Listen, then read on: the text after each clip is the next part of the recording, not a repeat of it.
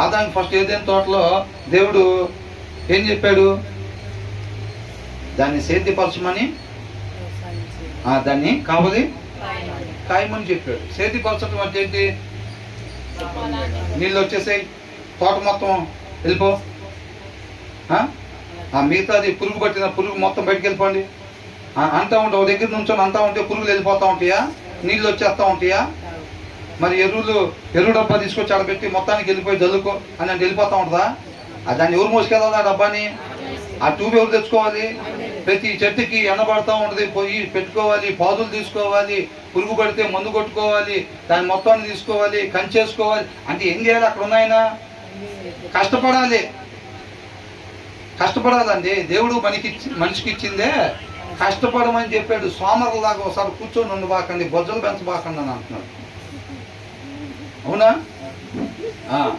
కాబట్టి కష్టపడండి అని అంటున్నాడు. మనం ఇక్కడ కష్టపడే వారిగా ఉండాలి. ఇతరుల కొరకు మన చేతుల్లో కష్టపడేది. జీవపు ఊట. నువ్వు కూర్చొని ఒక 2 గంటల సేపు శ్రద్ధగా వాక్యం చదివినప్పుడు నీకు మాత్రమే మేలు జరగదు. నువ్వు ఎక్కడ మాట్లాడితే అక్కడ జీవం కలిగిద్ది. అవునా కదా? నీతిమంతుడు నోటి మాట అంట ఏంటంట? జీవపు ఓట. అది వాళ్ళకు మాత్రమే జీవాన్ని తీసుకురాదండి. ఏమైంది?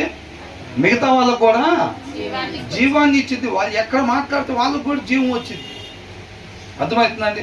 మళ్ళీ నీ 2 గంటల కష్టం ఏమైంది? వాళ్ళకు కూడా జీవాన్ని ఇస్తుంది. ఇతరుల కొరకు నీ చేతులు కష్టపడాలంటే అది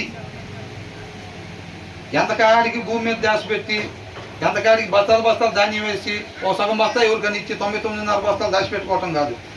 బైబిల్లో ఈమని ఉంది, ఇచ్చాంగా ఒక అరబస్తా. ఎంత దాచావు? 99.5 దాచిపెట్టాం. ఇచ్చింది ఎంత? అరబస్తా. అననీయ సఫీరా కూడా ఇచ్చారు, బతుకున్నారా? అవునా కదా? అది కాబట్టి ఏదో లాస్ట్లో ఇచ్చామో అని అనిపించుకోవటానికి బైబిల్లో కూడా ఉంది. కాబట్టి ఘోరంత ఇచ్చినట్టేరా, ఇచ్చిన వాళ్ళ పావులోకి వెళ్ళిపోతాం మనం అని అనుకుంటే నిన్ను నువ్వు మోసం చేసుకోవటమే అట్లా అనుకోని. అవునా? కాబట్టి కష్టపడి పని చేయాలి.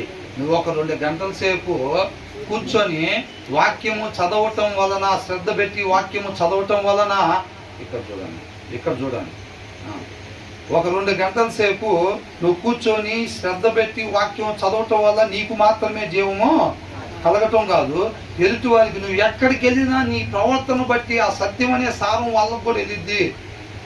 నీ మాట తీరు, ఆ మృదత్వము, ఆ సారు మిగతా వాళ్ళకి వెళ్ళిద్ది. ఆ జీవం అనేది నీ ప్రవర్తన ద్వారా, నీ చూపు ద్వారా, నీ మాట ద్వారా ఇతరులకు కూడా